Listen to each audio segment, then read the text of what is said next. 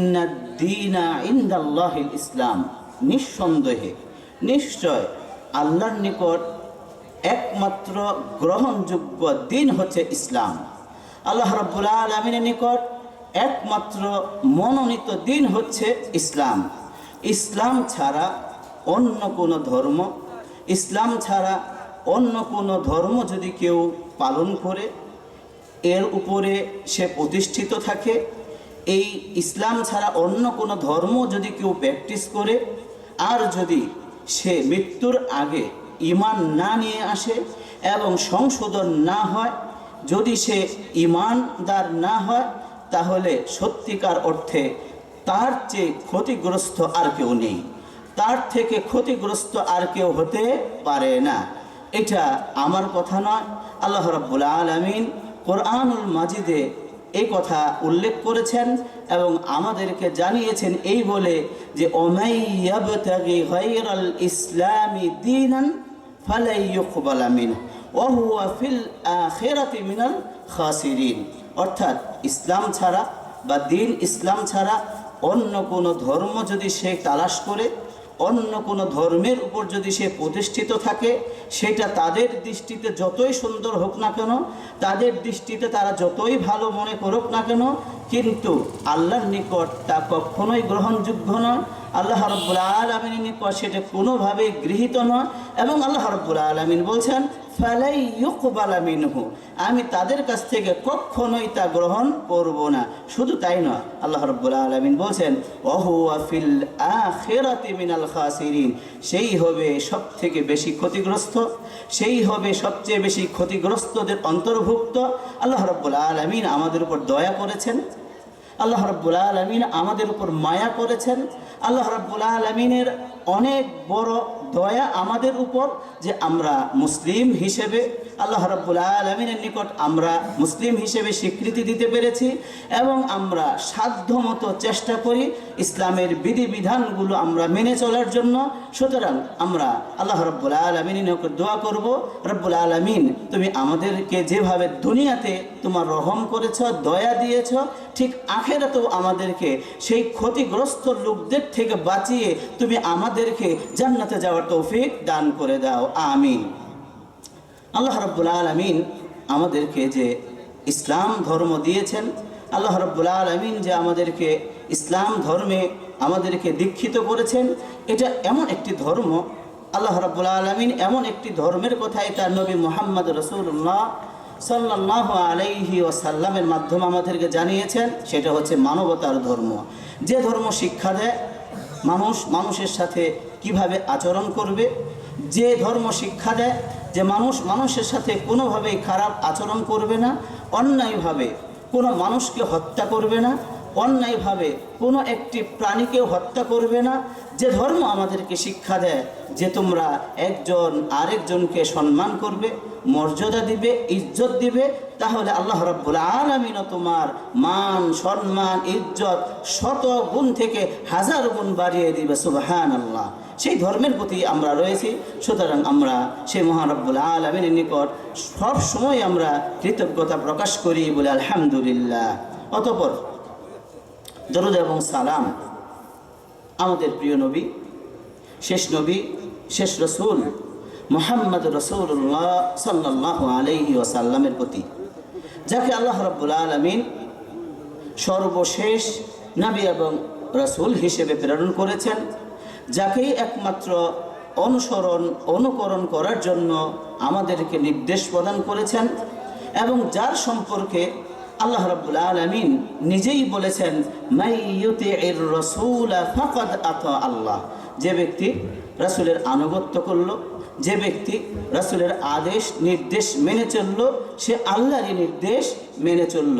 সুতরাং আমরা আমাদের সেই নবীর প্রতি দরুদ পাঠ করি, আল্লাহুম্মা সাল্লি আলাইহি আল্লাহুম্মা বারিক আলাইহি। আল্লাহ রাব্বুল আলামিন আমাদের রাসূল সম্পর্কে বলেছেন খাতামুন নবিয়্যিন, তিনি হচ্ছেন সর্বশেষ নবী, তারপরে নতুন করে আর কোনো নবী এবং রাসূল আসবে না, তারপরে নতুন করে আর কোনো এবং নবী এবং রাসূলের আগমন ঘটবে না। যদিও ঈসা আলাইহিস সালাম পৃথিবীতে আসবেন কিয়ামতের পূর্বে, কিয়ামতের আগে কিন্তু নতুন করে কোনো শরীয়ত নিয়ে আসবেন না, নতুন করে কোনো বিধান নিয়ে আসবেন না, নতুন করে কোনো আসমানি গ্রন্থ আর নিয়ে আসবেন না। তিনি এসে অর্থাৎ ঈসা আলাইহিস সালাম পৃথিবীতে এসেও আমাদের প্রিয় নবী, শেষ রসুল মুহাম্মদ রাসূলুল্লাহ সাল্লাল্লাহু আলাইহি ওয়াসাল্লামের রেখে যাওয়া সুন্নাহ, রেখে যাওয়া নিয়ম নীতি পদ্ধতি, তার রেখে যাওয়া তরিকা, তার রেখে যাওয়া মাযহাবের উপরে তিনি প্রতিষ্ঠিত থাকবেন। সুতরাং আমরা আমাদের সেই নবীর প্রতি আবারও দরুদ পাঠ করি। আল্লাহুম্মা সাল্লি আলাইহি, আল্লাহুম্মা বারিক আলাইহি, আল্লাহুম্মা সাল্লি আলা মুহাম্মদ ওয়া আলা আলি মুহাম্মদ কামা সাল্লাইতা আলা ইব্রাহিম ওয়া আলা আলি ইব্রাহিম ইন্নাকা হামিদুম মাজিদ। আল্লাহুম্মা বারিক আলা মুহাম্মদ ওয়া আলা আলি মুহাম্মদ কামা বারাকতা আলা ইব্রাহিম ওয়া আলা আলি ইব্রাহিম ইন্নাকা হামিদুম মাজিদ। সম্মানিত উপস্থিতি, নবীর প্রতি দরুদ পাঠ করলে এর ফজিলত কি? নবীর প্রতি দরুদ পাঠ করলে এর মর্যাদাটা কি? হাদিসে এসেছে, যে ব্যক্তি রাসূলের প্রতি একবার দরুদ পাঠ করবে, আল্লাহ রাব্বুল আলামিন তার উপর 10 বার রহমত বর্ষণ করবে। সুবহানাল্লাহ। এই জন্য আমরা সবাই চেষ্টা করব, যখনই আমরা সুযোগ পাই নবীর প্রতি দরুদ পাঠ করা, নবীর প্রতি সালাম প্রেরণ করা।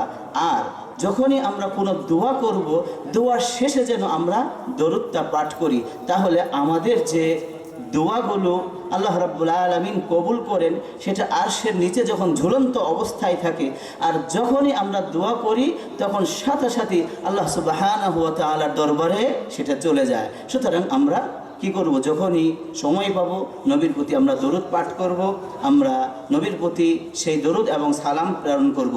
সম্মানিত উপস্থিতি, আমি মুবারকবাদ জানাচ্ছি আজকের এই ওয়াজ মাহফিলের সম্মানিত সভাপতি আলহাজ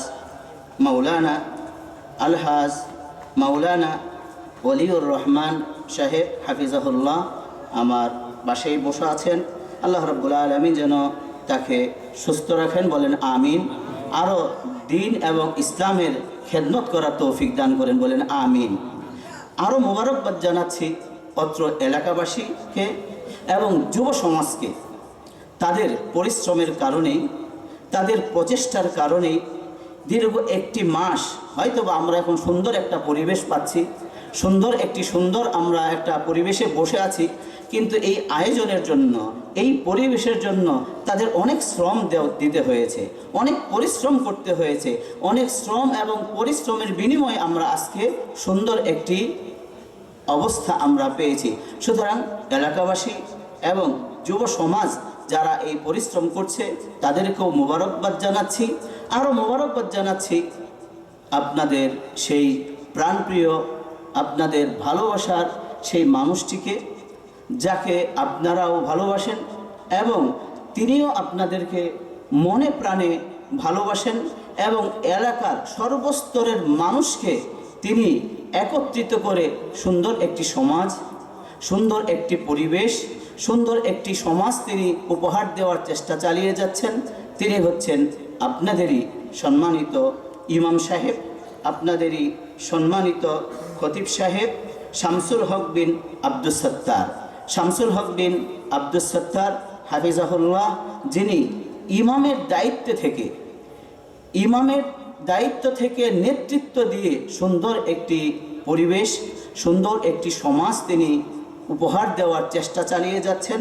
আমরা তার জন্য দোয়া করব। আল্লাহ রাব্বুল আলামিন এভাবে প্রত্যেকটি এলাকায়, প্রত্যেকটি মহল্লায় এরকম মনে প্রাণে মহল্লার মানুষদেরকে ভালোবেসে, মহল্লার মানুষদেরকে মহব্বত করে ইসলামের পতাকার নিচে যেন নিয়ে আসতে পারে, আল্লাহ রাব্বুল আলামিন যেন সেই তৌফিক দান করেন এবং তাকেও সুস্থ সবল থেকে দিনের আরও কাজ করে যাওয়ার তৌফিক দান করেন, বলেন আমিন। আরও মোবারকবাদ জানাচ্ছি যাদের নেতৃত্বে, যাদের প্রচেষ্টায় আমরা এই সুন্দর পরিবেশগুলো পাচ্ছি। অনেকেই রয়েছে, তাদের মাঝে উল্লেখযোগ্য আমাদের মেজর মশিউর রহমান সাহেব। তিনিও আপনাদেরকে নিয়ে, এলাকার লোকদেরকে নিয়ে, এলাকাবাসীকে নিয়ে সুন্দর একটি সমাজ, সুন্দর একটি মহল্লা উপহার দেওয়ার চেষ্টা সবসময় চালিয়ে যাচ্ছেন। সবসময় তিনি সবার সাথে কুশল বিনিময় করে হাসি মুখে সবাইকেই একত্রিত করার চেষ্টা করছেন, সবাইকে নিয়ে একটি সুন্দর সমাজ উপহার দেওয়ার চেষ্টা করছেন। আমি আল্লাহ রাব্বুল আলামিনের নিকট দোয়া করব, আল্লাহ রাব্বুল আলামিন যেন তাদের এই ক্ষুদ্র পরিশ্রমকে কবুল করে তাদের গুনাহগুলোকে মাফ করে দিয়ে তাদেরকে কিয়ামতের দিন, মুসিবতের দিন ডান হাতে আমল নামা দিয়ে দ্রুত পুলসিরাত পাড়ি দিয়ে জান্নাতে যাওয়ার তৌফিক দান করেন, বলেন আমিন। আমি শুরুতেই কোরআনুল মাজিদের কয়েকটি আয়াত পাঠ করেছি, কয়েকটি আয়াত তেলাওয়াত করেছি। এর উপর আমি সংক্ষিপ্ত কিছু আলোচনা করে